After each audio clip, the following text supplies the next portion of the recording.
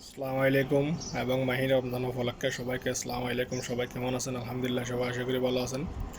এই ভিডিওটি করার মাত্র হলো যে যারা বাংলাদেশ থেকে ওমানে আসতে চাইতেছেন বা আসবেন, তাদের জন্য এই ভিডিওটি অবশ্যই সম্পূর্ণভাবে দেখার চেষ্টা করবেন। যাদের মনে দুশ্চিন্তা, এই দুশ্চিন্তাগুলো দূর হওয়ার জন্য এই ভিডিওটি করা। সবাই অবশ্যই আমার পাশে থাকবেন।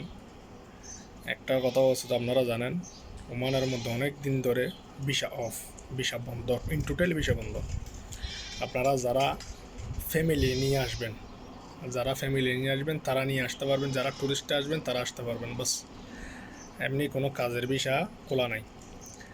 আপনি আপনার ওয়াইফকে যদি চান, আপনি আনতে পারবেন ফ্যামিলি ভিসায়। আপনার যদি কোনো একটা মানুষকে এমনি ঘোরাফেরার জন্য নিয়ে আসেন, বা আপনার ওয়াইফ যাকে নিয়ে আসেন না কেন, আপনি ট্যুরিস্টে নিয়ে আসতে পারবেন, ফ্যামিলিতেও নিয়ে আসতে পারবেন, ট্যুরিস্টে নিয়ে আসতে পারবেন। আপনার কোনো ওয়ার্কিং ভিসা কাউকে, মেয়ে হোক ছেলে হোক, জোয়ান হোক বুড়া হোক, কাউকে নিয়ে আসতে পারবেন না। এখানে সম্পূর্ণ কাজের ভিসা অফ।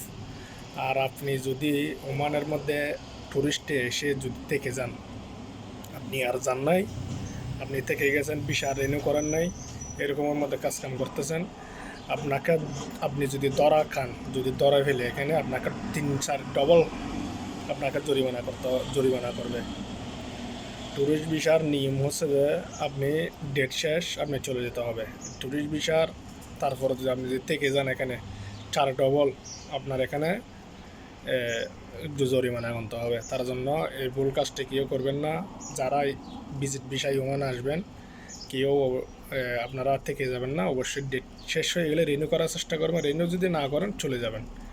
আপনারা যদি এখানে থেকে যান, যদি ধরা খান, আপনাদের 3-4 ডবল জরিমানা করবে। তার জন্য সবাই এগুলো থেকে দূরে থাকবেন। একটা বিষয় হচ্ছে যে ওমানের মধ্যে অনেক দিন ধরে ভিসা অফ, এখনও পর্যন্ত ভিসা বন্ধ। আপনারা যাদের কাছে শুনতেছেন ভিসা খুলবে, আমাদের কাছে পাসপোর্ট দেন, আমরা 1 মাসের মধ্যে ভিসা দেবো, বস্তা দিয়ে বের করবো ভিসা, এরকম ওইরকম, এগুলো হচ্ছে সব দালাল। এই দালালকে কেউ প্রশ্রয় দেবেন না।